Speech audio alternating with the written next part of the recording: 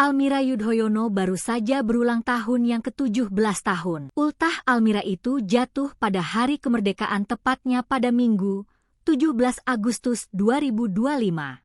Menariknya, kali ini ultah Almira Yudhoyono justru dirayakan di rumah musisi ternama, Ahmad Dhani.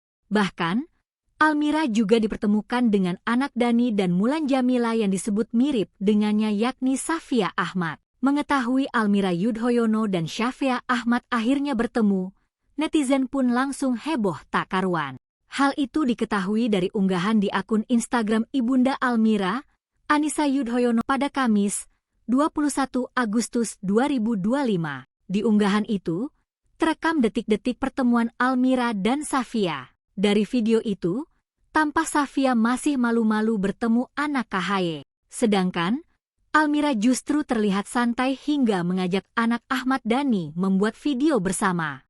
Menariknya, keduanya membuat video seraya memutar lagu Dewa 19 berjudul Dua Sejoli. Terlihat, Almira begitu hafal dengan lagu tersebut. Keduanya tampak berdiri berdempetan dan tampak sangat akrab.